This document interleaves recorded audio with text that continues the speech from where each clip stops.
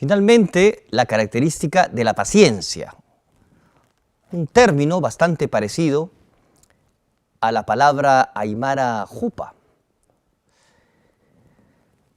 Los líderes que buscó el señor Carlos Ghosn para que fueran parte de su equipo de liderazgo en Japón tenían que tener paciencia en una dimensión específica.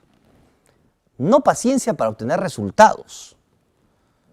Para eso queremos gente muy impaciente, pero paciencia para desarrollar un lenguaje común.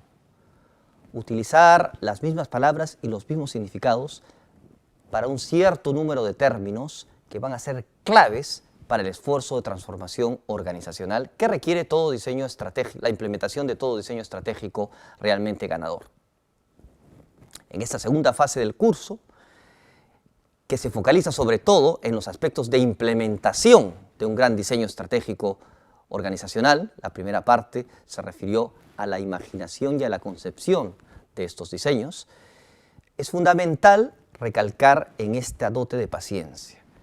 Cuando el señor Carlos Ghosn, como habéis leído en el libro de texto del curso, cuando este señor busca 200 jóvenes rebeldes japoneses para liderar el gran esfuerzo de revitalizar, de revivir esta organización llamada Nissan y para luego liderarla a lo largo del tiempo, él no busca, como ya hemos dicho, gente que tenga necesariamente experiencia multicultural. Él busca gente tolerante y paciente.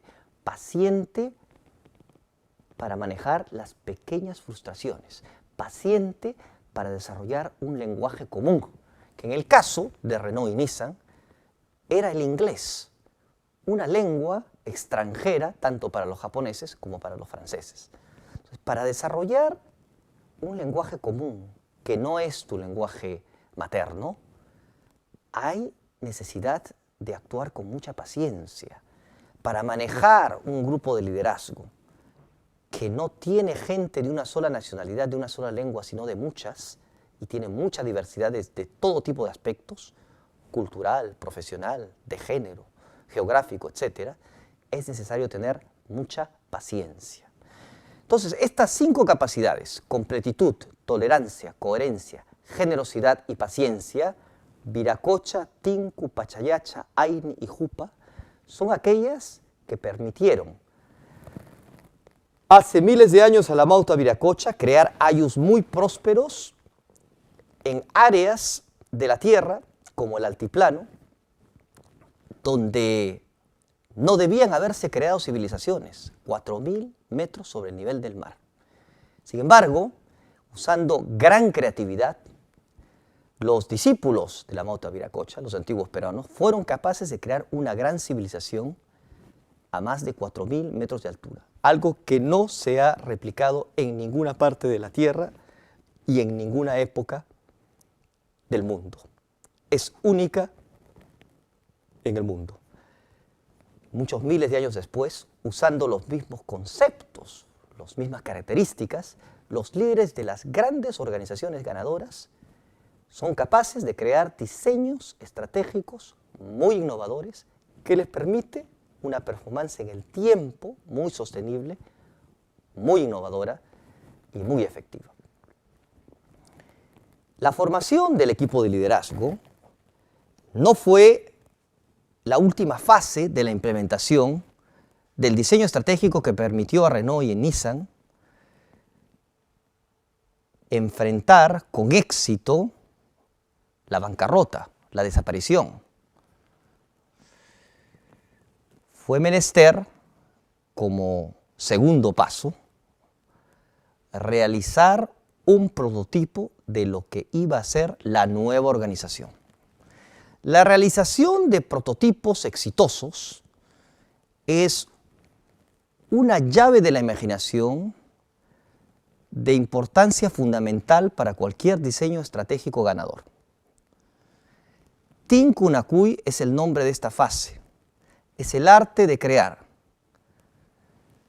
equipos creativos, el arte de crearlos y sobre todo de manejarlos en modo efectivo y sabio, de manera que al final del trabajo creativo emerja, surja un prototipo real del nuevo diseño estratégico de organizaciones que los líderes han imaginado, por imposible que éste parezca inicialmente.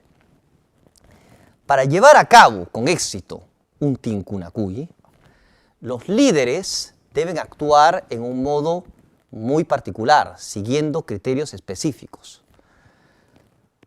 Por ejemplo, el lenguaje. El uso del lenguaje debe ser inclusivo, debe ser horizontal, debe ser estimulante. Debe evitarse los juicios de valor. No solamente las ideas tienen que tolerarse, sino que por descabelladas que éstas parezcan, los líderes, los miembros del equipo de trabajo deben tratar de construir sobre estas ideas a fin de crear prototipos realmente ganadores. Organizaciones como Apple, como Renault-Nissan, como Zara, tienen la capacidad de continuamente manejar grupos creativos donde las diferencias culturales de género y demás no son semillas de conflicto, pero se convierten en semillas de creatividad. Un manejo de tipo horizontal, un liderazgo de tipo facilitador, que no jerárquico, un uso del lenguaje propositivo, estimulante y que cree la confianza necesaria para que la gente se abra y confiese al grupo sus ideas creativas más descabelladas, son todos elementos que este tipo de organizaciones, IDEO, la firma de Silicon Valley, que es una de las reinas mundiales del diseño industrial, todas estas organizaciones poseen estas capacidades en grado sumo.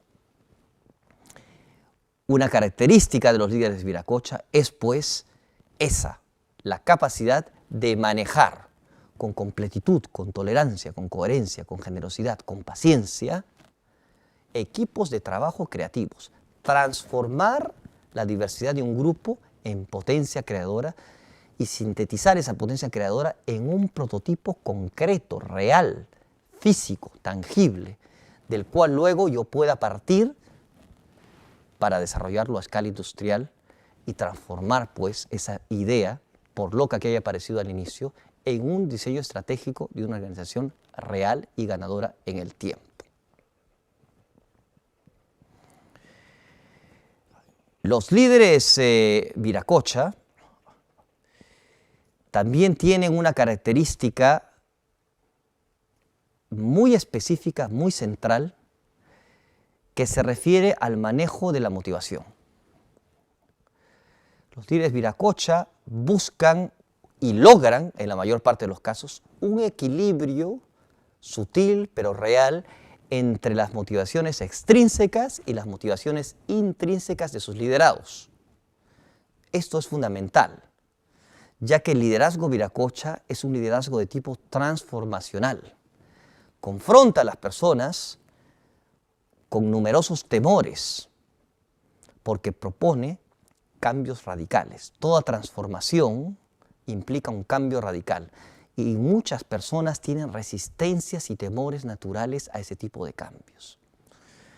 En este contexto y en el contexto de un esfuerzo de cambio que va a durar a veces periodos de tiempo muy largos, es menester asegurar la sostenibilidad del esfuerzo creativo, que los líderes no se caigan por exhaustos a mitad del camino. Para eso no sirve solo la motivación extrínseca, para eso sirve la motivación intrínseca.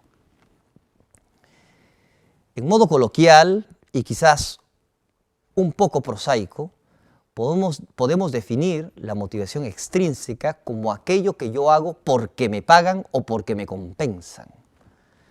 Por otro lado, la motivación intrínseca es aquello que yo pagaría por hacer.